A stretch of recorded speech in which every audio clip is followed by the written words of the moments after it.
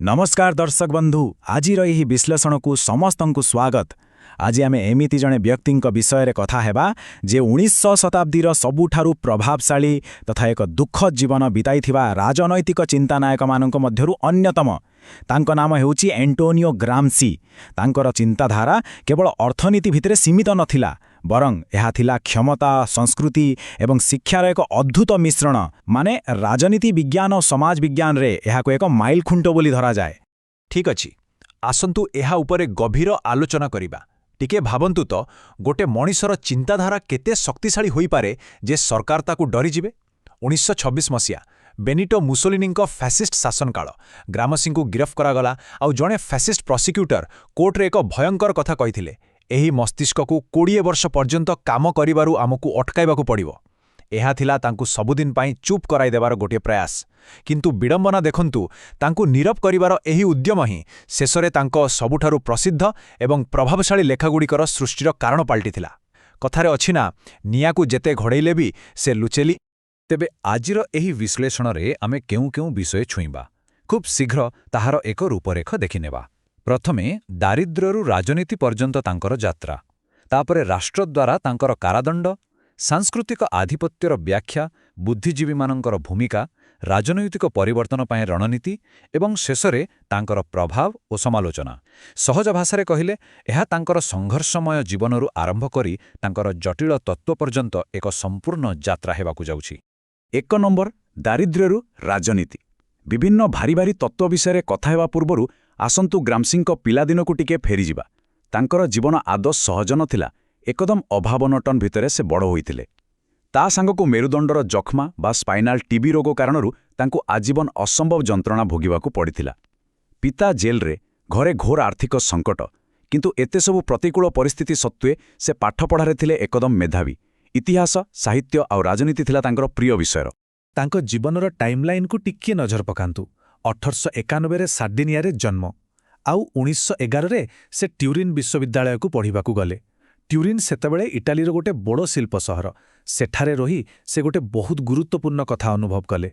श्रमिक मानंकु खाली अर्थनीतिक संग्राम कले चलिबनी, सेमानंकु राजनीतिक शिक्षा देवा मध्य जरूरी। अर्थात संस्कृति हेउची अर्थनीति सहित समान। एही गोटिए चिंताधारा ही तांकु 1919 रे खबरकागज प्रतिष्ठा करिबा एवं 1921 रे इटालीय कम्युनिस्ट पार्टी गठन करिबाकु बाट कढाई नेला। 2 नंबर राष्ट्र द्वारा कारादंड। जिमती जिमती ग्राम्सींकर लोकप्रियता और प्रभाव बढ़िला, फासिस्ट सरकारंक छातीरे छनका पशिला। फलस्वरूप 1926 मसीहारे तांकु गिरफ करागला। एबे एइठी गोटे बड़ हृदय विदारक दृश्य सामना को आसे। गोटिए पटे जेल भितरे बिना चिकित्सारे तांकर शरीर दिनकु दिन भांगी पड़ुथिला, आउ अन्य पटे तांकर मस्तिष्क झड़ परी काम करुथिला। दीर्घ 11 वर्षर बंदी जीवन ही तांकर बौद्धिक यात्रार सबुठारु बड़ अध्याय थिला। आउ एहा ही चमत्कार भावरे दर्शाउछि जे जणे मनुष्यर इच्छा शक्ति केते दृढ़ होई पारे।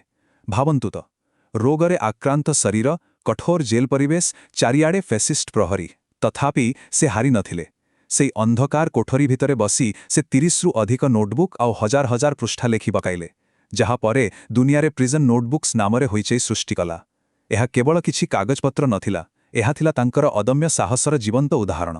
तांकर किछि प्रमुख लेखागुड़िक उपरे टिके आखि पकेइबा। प्रिजन नोटबुक्स, जेंथरे से सांस्कृतिक आधिपत्य और सुसमाज बा सिविल सोसाइटी भली गभीर कथा लिखिछंती। प्रिजन लेटर्स तांकर दैनंदिन संघर्ष एवं परिवार प्रति थिबा भल पाइबको दर्शाए। आउ गोटे बहुत कौतूहलपूर्ण पुस्तक हेउछि दि मॉडर्न प्रिंस।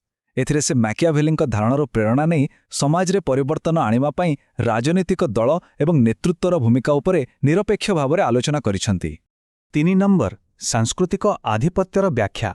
वर्तमान आमे ग्राम्सींकर सबुठारु प्रसिद्ध आउ जुगान्तकारी सैद्धांतिक धारणा भितरकु पशिबाकु जाउछु। ताहा हेउछि सांस्कृतिक आधिपत्य बा कल्चरल हेजमनी। एही गोटिए कथा से समयर चिंताधाराकु पूरापूरी बदलाई देथिला। या प्रकृति रे कोन आसंतु बुझिबा। तेणु एठारे सबुठारु गुरुत्वपूर्ण कथाटी हेउछि शासक गोष्ठी केवल बंधुक, सेना किंबा पुलिस बलरे शासन करंती नाही ना, सेमाने ताठारु आहुरी चतुर। सेमाने आमर विश्वास, आमर शिक्षा व्यवस्था, आमर गणमाध्यम एही सबुकु नियंत्रण करंती। एहार परिणाम कौन हुए जानिछंती? साधारण लोकंकु लागे जे एही शासन व्यवस्थाटा पूरा स्वाभाविक, माने एमिति ही हेबा दरकार। ଗ୍ରାମ୍ସି ବୁଝାଇଥିଲେ ଯେ କ୍ଷମତା ପାଇଁ କେବଳ ଟଙ୍କା କି ବାହୁବଳ ଯଥେଷ୍ଟ ନୁହେଁ, ଲୋକଙ୍କର ମାନସିକ ସହମତି ନେବା ନିତାନ୍ତ ଆବଶ୍ୟକ। ଏହା ହିଁ ହେଉଛି କଲଚରାଲ ହେଜିମୋନିର ମୂଳ କଥା। 4 ନମ୍ବର ବୁଦ୍ଧିଜୀବୀମାନଙ୍କର ଭୂମିକା। ଏହି ସାଂସ୍କୃତିକ ଆଧିପତ୍ୟକୁ ପ୍ରତିଷ୍ଠା କରିବାରେ ବା ତାକୁ ଭାଙ୍ଗିବାରେ ବୁଦ୍ଧିଜୀବୀମାନଙ୍କର ଏକ ବିରାଟ ଭୂମିକା ଥାଏ। ଗ୍ରାମ୍ସି କହିଥିଲେ ଯେ ସମାଜ ବିଭିନ୍ନ ପ୍ରକାରର ଚିନ୍ତାନାୟକ ସୃଷ୍ଟି କରେ। ଆସନ୍ତୁ ଦେଖିବା ସେମାନେ କିଏ। ସେ ବୁଦ୍ଧିଜୀବୀମାନଙ୍କୁ ମୁଖ୍ୟତଃ 2 ଭାଗରେ ବିଭକ୍ତ କରିଛନ୍ତି। ପ୍ରଥମେ ଆସିଲେ ଅର୍ଗାନିକ୍ ଇଣ୍ଟେଲେକ୍ଚୁଆଲ୍ସ ବା ଜୈବିକ ବୁଦ୍ଧିଜୀବୀ। ଏମାନେ ସେହି ଗୋଷ୍ଠୀ ଭିତରୁ ହିଁ ବାହାରିଥାନ୍ତି ଯେଉଁମାନଙ୍କ ପାଇଁ ସେମାନେ ଲଢ଼ନ୍ତି, ଯେମିତି ଶ୍ରମିକମାନଙ୍କ ଭିତରୁ ବାହାରିଥିବା ଜଣେ ନେତା। ଅନ୍ୟପଟେ ଅଛନ୍ତି ଟ୍ରାଡିସନାଲ ଇଣ୍ଟେଲେକ୍ଚୁଆଲ୍ସ ବା ପାରମ୍ପରିକ ବୁଦ୍ଧିଜୀବୀ, ଯେପରିକି ସ୍କୁଲର ଶିକ୍ଷକ କିମ୍ବା ଚର୍ଚ୍ଚ ଅଫ୍ ଫାଦର।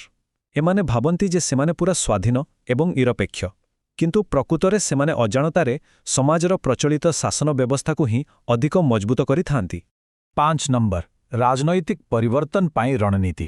ବର୍ତ୍ତମାନ ଆମେ ଜାଣିଲେ ଯେ ସମାଜରେ ଶାସକ କିପରି ନିଜର ଆଧିପତ୍ୟ ବିସ୍ତାର କରେ। ଏବେ ପ୍ରଶ୍ନ ଉଠୁଛି, ଯଦି ସମାଜରେ ପରିବର୍ତ୍ତନ ଆଣିବାର ଅଛି ତେବେ ତାହା କିପରି ସମ୍ଭବ? ସେଥିପାଇଁ ଗ୍ରାମ୍ସି କେଉଁ ରଣନୀତିର କଥା କହିଥିଲେ?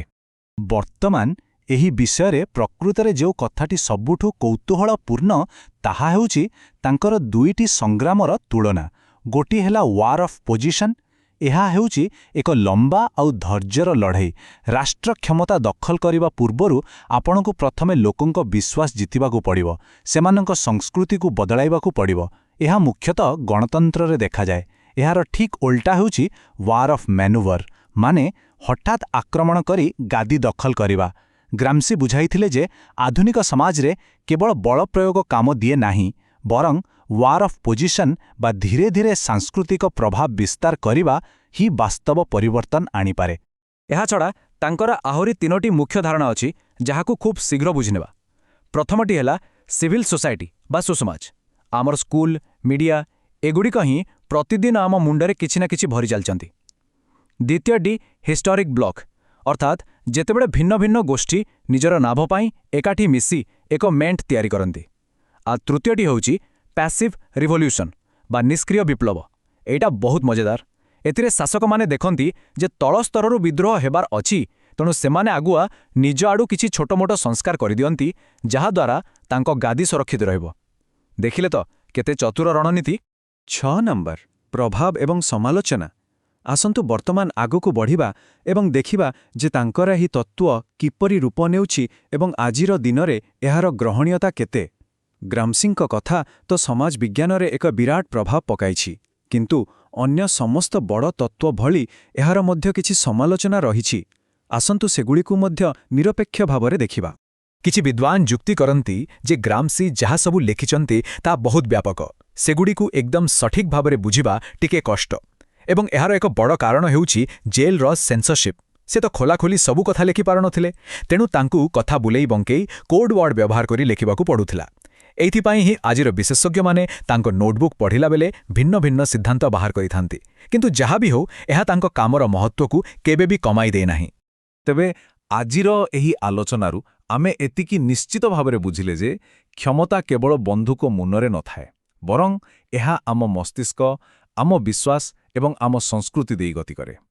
ଏହି ପ୍ରସଙ୍ଗକୁ ଶେଷ କରିବା ପୂର୍ବରୁ ଆମେ ସମସ୍ତେ ଗୋଟିଏ କଥା ଉପରେ ଟିକିଏ ଚିନ୍ତା କରିବା। ଆଜିର ଆଧୁନିକ ଅନୁଷ୍ଠାନଗୁଡ଼ିକ, ଯେମିତିକି ଆମର ନ୍ୟୁଜ୍ ଚ୍ୟାନେଲ, ସୋସିଆଲ ମିଡ଼ିଆ କିମ୍ବା ଆମ ଶିକ୍ଷା ବ୍ୟବସ୍ଥା, ଏସବୁ କିପରି ଆମର ବିଶ୍ୱାସକୁ ପ୍ରତିଦିନ ନିୟନ୍ତ୍ରଣ କରୁଛନ୍ତି? ଆମେ ଯାହା ଭାବୁଛୁ ତାହା କ'ଣ ସତରେ ଆମ ନିଜସ୍ୱ ଭାବନା? ଆଶା କରୁଛି ଏହି ବିଷୟଟି ଆମ ସମସ୍ତଙ୍କୁ ନିଶ୍ଚୟ ଚିନ୍ତା କରିବାକୁ ଖୋରାକ ଯୋଗାଇବ। ଆଜି ପାଇଁ ଏତିକି। ଧନ୍ୟବାଦ।